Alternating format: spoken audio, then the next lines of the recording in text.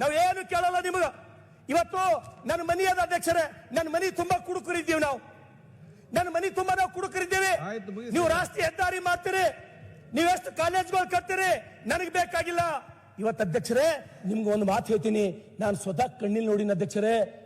ಆ ಮತಕ್ಷೇತ್ರದ ಊರ್ನ ಹೇಳಲ್ಲವ್ರಿಗೆ ನೋವಾಗ್ಬೋದು ಅಧ್ಯಕ್ಷರೇ. 3 ಮಕ್ಕಳು ಮನೆಯಾಗ ಅಪ್ಪನ ಜೊತೆ ಕುಡ್ಕೋತ್ ಕೂತಾರ ಅಧ್ಯಕ್ಷರೇ, ತಾಯಿ ತಂದು ಹಪ್ಪಳು ಸುಟ್ಟು ಕೊಡ್ತಾರ ಅಧ್ಯಕ್ಷರೇ.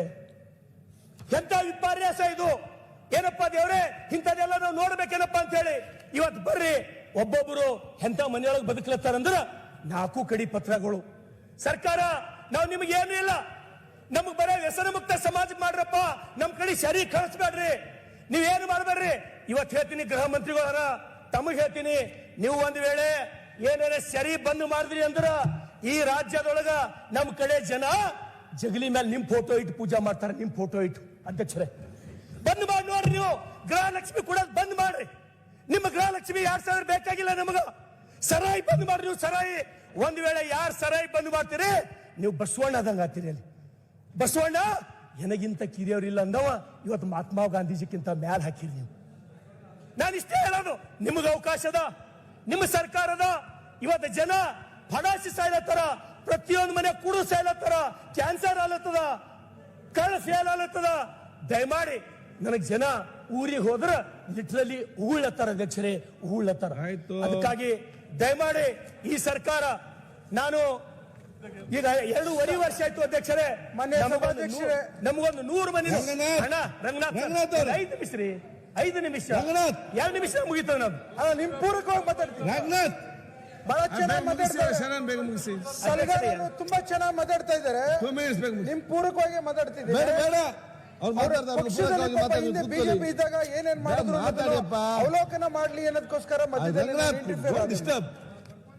ಅಧ್ಯಕ್ಷರೇ ನಾನು ಆಯ್ತು ಅಧ್ಯಕ್ಷರೇ, ಮಹಾರಾಷ್ಟ್ರ ಮಾದಾರಿದೊಳಗ ಪರಿಹಾರ ಕೊಡ್ರಿ. ದೇವೇಂದ್ರ ಫಡ್ನವೀಸ್ ಜನ ದೇವ್ರ ಅಂತ ಹೇಳಿ ಕರೀಲತ್ತಾರ. ನಮ್ ಗೃಹ ಮಂತ್ರಿಗಳು ಹೆಣಬೇಟ್ ಹಾಕೊಂಡು ಸರಾಯಿ ಬಂದ್ ಮಾಡ್ರಿ.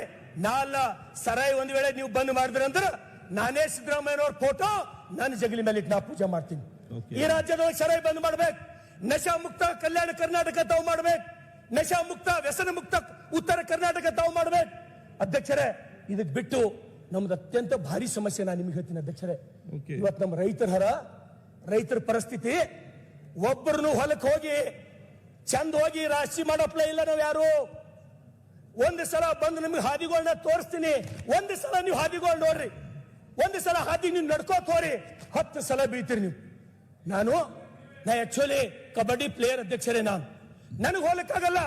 ನಿಮ್ಮ ಜಿಲ್ಲಾಧಿಕಾರಿಗಳು ತಹಸೀಲ್ದಾರ್ಗಳು ಏನ್ ಮಾಡ್ಲತ್ತಾರ, ಅವ್ರ ಕೆಲಸ ಏನು? ಬರೀ ಎಸಿ ರೂಮ್ ನ ಕೂಡೋದೇ ಅವ್ರ ಕೆಲಸನ. ಸಲ ಹೋಗಿ ಜಿಲ್ಲಾಧಿಕಾರಿಗಳು ರೈತರ ಹಾದಿ ಮಾಡ್ಕೊಟ್ಟಾರ, ತಹಸೀಲ್ದಾರ್ಗಳು ಹೋಗಿ ರೈತರ ಹಾದಿ ಸಮಸ್ಯೆ ಬಗೆಹರಿಕೊಟ್ರ ಅಂತ ಹೇಳಿ ನಮ್ಗೆ ಹೇಳಿ ನೋಡಮ್ಮ ಅಧ್ಯಕ್ಷರೇ. ಇವತ್ತು ತಹಸೀಲ್ದಾರ್ ಬಲ್ಲಿ ಹೋಗ್ತೀವಿ ನಾವು, ತಹಸೀಲ್ದಾರ್ರೇ ಜನ ಗೋಳೆ ಹೇಳತ್ತಾರಲ್ಲಿ, ನೀವು ಹೋರಿ ಹಾದಿ ಮಾಡ್ಕೊಡ್ರಿ, ಎದುರು ನಿಂದ್ರಿ, ನಕ್ಷ ತೆಗೀರಿ, ಅದ್ರ ಎದುರಿಡ್ರಿ, ಹಾದಿ ಆತ ಅಂತ ಹೇಳ್ತೀನಿ ಅಧ್ಯಕ್ಷರೇ. ಇವೆಲ್ಲ ನಾವು ಕೇಳಬಾರ್ದು ಅಧ್ಯಕ್ಷರೇ. ನಿಮ್ಗ ನಾ ಏನಾರ ಬ್ಯಾರೆ ನಿಮ್ಗ ದೊಡ್ಡ ದೊಡ್ಡ ಸಾಫ್ಟ್ವೇರ್ ಕಂಪನಿ ತೊಗೊಂಬರ್ರಿ, ಅದು ತೊಗೊಂಬರ್ರಿ ಅಂತ ಕೇಳತ್ತಿಲ್ಲ. ನಾವು ಬರೇ ಬದುಕಂಗ್ ಮಾಡ್ರಿ ಸಾಕು. ನಿಮ್ಮ ಅಪ್ಲೈ ನಾವು ಬದುಕಂಗ್ ಮಾಡ್ರಿ ಸಾಕು, ಬೇರೆ ಏನು ಬೇಕಾಗಿಲ್ಲ. ಇರ್ಲಕ್ ಮನಿ ಕೊಡ್ರಿ, ರೈತರಿಗೆ ಹೋಲಕ್ ಹಾದಿ ಕೊಡ್ರಿ, ಸರಾಯಿ ಮುಕ್ತ ಕಲ್ಯಾಣ ಕರ್ನಾಟಕ ಮಾಡು ನೋಡ್ರಿ. ನಿಮಗೆ ಈ ಸರ್ಕಾರಕ್ಕ ಎಂತ ಶ್ರೇಯಸ್ಸು ಬರ್ತದೆ ಅಧ್ಯಕ್ಷರೇ. ಅದಕ್ಕಾಗಿ ಅಧ್ಯಕ್ಷರೇ ತಮಗೆ ಮತ್ತೊಂದ್ಸಲ ನಾನು ಸರ್ಕಾರಕ್ಕೆ ವಿನಂತಿಯನ್ನ ಮಾಡ್ತೇನೆ. ಇವತ್ತು ನಾನು ಬಸವ ಕಲ್ಯಾಣದ